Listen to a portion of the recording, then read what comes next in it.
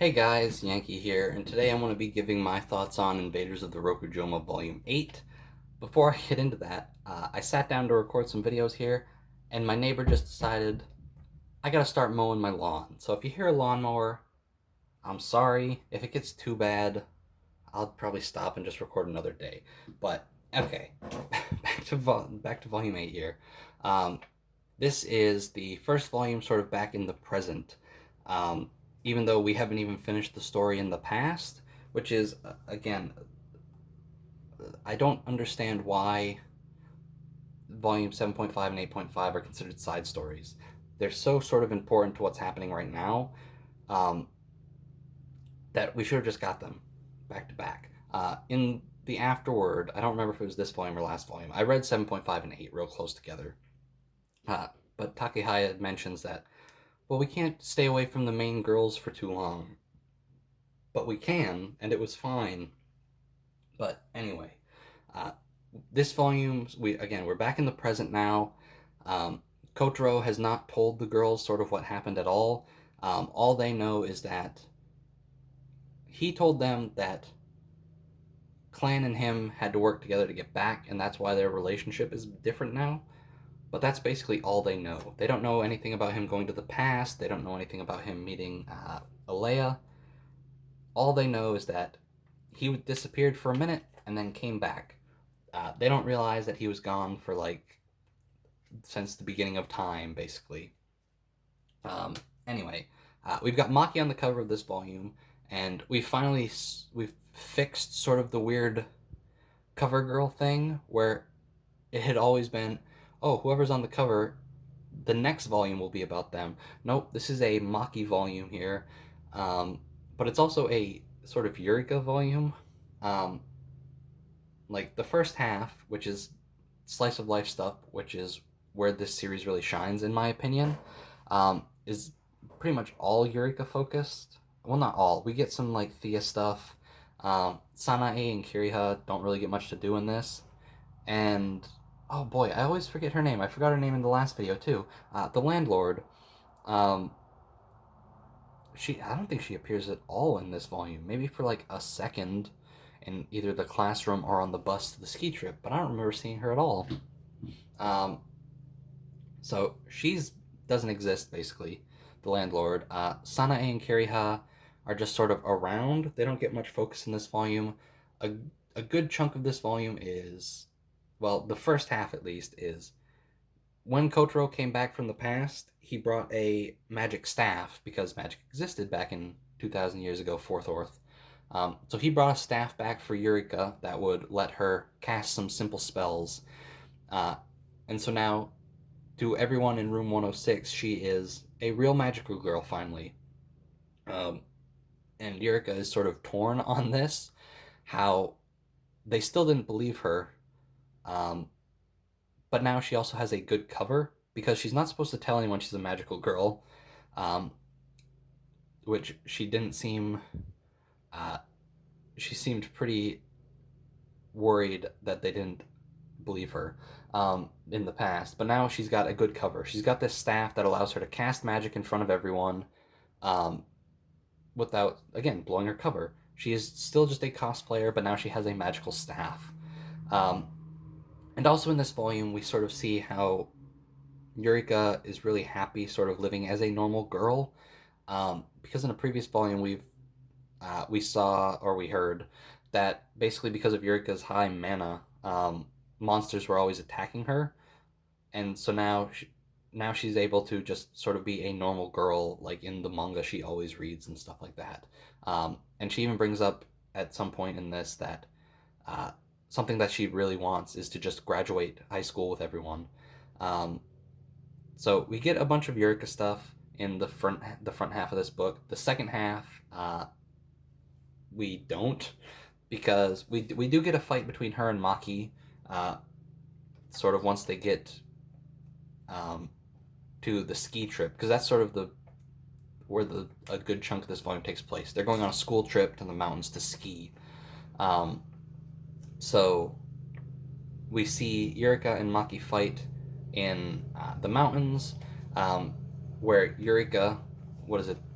I forget what she is, the magical girl of love and something, uh, defeats Maki by using poison and toxins and stuff like that, um, which isn't very magical girl like, apparently. Eureka doesn't think. Um, so, we also got some Thea stuff and some Ruth stuff. Because at the end of Volume 7, like, Thea really realized that she had feelings for Kotaro, and that, like, as soon as he was gone, she realized, like, oh, I was in love with him. And now he's back, and she's sort of awkward around him. And so we get a bit of that. Later on in the volume, we get sort of something that I hadn't even considered um, the first time I had read this, which is Thea realizes that even if she's in love with Kotaro, that's all they can have. She's an alien. They look the same, but she can't have kids. They can't start a family. So basically, all they would have sort of is their love for each other, um, which what is it? What do I want to say here? Which really sort of like freaks her out, I guess.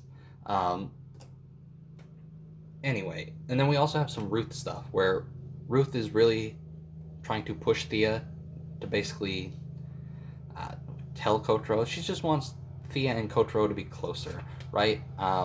Basically, I forget which volume it was. 3, maybe 4. I think it was 3, where Ruth and Kotaro have been they were sort of the friendliest, the fastest, um, because Ruth herself wasn't actually there to compete for Room 106. She was just there to support Thea.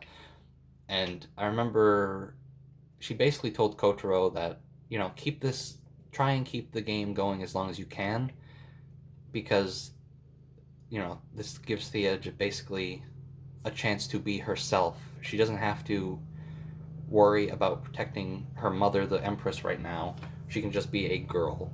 Um, and so Ruth is continuing to sort of try and help Thea along. But we also see her go and try and read, like, the Blue Knight suit. It has, like, I don't know, some sort of memory in it that would tell her what happened when Kotaro was gone, because she looks at the suit and it's a mess. Like, there's a lot of wear and tear that wouldn't happen from just being gone for a minute. But early in the volume, Clan basically wiped that out, so they couldn't see it. Because for some reason, Kotaro is sort of adamant about not letting them know what happened, which I'm not 100% sure about. I I think it's just because, again, he doesn't believe he is the real Blue Knight. Um, so he doesn't want, like, Thea and them to know that he went and messed with history. But anyway, uh, back half of this volume is about Maki basically trying to get a demon to be like her familiar or whatever. And that goes sour. Eureka gets frozen. Maki gets horribly injured, and Kotaro is sort of there to help save the day. And we also get, like, hints at what is to come in volume 8.5, with sort of the demon knows who the Blue Knight is and is terrified of him, but we haven't seen that yet. In 7.5, there weren't any demons, as far as I know. So, we don't know anything about the demons. We did see Kotaro summon Signalton, and this is something, like, this is a little thing, but every time he summons Signalton from now on, like, from the cradle basically says, I forget how it goes, but it's like, in the place of the land of Forthorth, we wish you victory in battle. And every time that comes up in the book, I don't know, I just love that a lot. Anyway, so Kotaro uses Signalton, which is the source of the white magic from the series. Again, we don't know how or why, but it is. And so the white magic that has basically been helping him throughout the whole thing sort of comes from Signalton, this legendary sword, and it saves Maki. But this is something that I had a problem with in the first volume. Not the first volume, but the first time I read this. And it's less of a problem now that I know sort of what happens later, where Maki is basically mind controlled, sort of. Like, she is this. She is afraid, I would say, is the best way to say that, which sort of causes her to keep a distance from people. And she sort of doesn't trust people. And sort of the magic she specializes in is mind manipulation magic. And she she's sort of afraid of people manipulating her. And basically, the white magic from Signalton um, basically lets Maki see a glimpse of Kotaro's past, and then it lets Kotaro see a glimpse of Maki's past. Where for Maki, we learned that she was basically sold by her parents when she was really young to be a slave, and so sort of Kotaro gets a glimpse of that, and then Maki gets a glimpse of a young boy crying, holding a half knit sweater, which the sweater hasn't been brought up in a while, I don't think, but we're sort of finally starting to learn what that could be about. Um, anyway, I'm looking at my notes here, make sure I got everything. I think that's everything. This is a good volume. I remember the first time I read through this again, 7.5 and 8.5 just being sort of side stories, and then having this in the middle. I remember just sort of rushing through this as quick as I could to get to 8.5 because that's what I was really interested in. Um, but this time I wasn't in as much as a and this time reading I wasn't in as much of a rush, so I really enjoyed this volume a lot more than I think I did the first time. Um, I like Maki a lot. Sort of the way her relationship with Kotaro is now is, again, the first time reading it, it felt like brainwashing, which I didn't like so much. But now that I know sort of where it goes, I don't mind this, because it's sort of like, I forget who said it. I think it was Yurika who thought this, that um, Maki and Kotaro feel almost like childhood friends now, the way they sort of act and talk and things like that.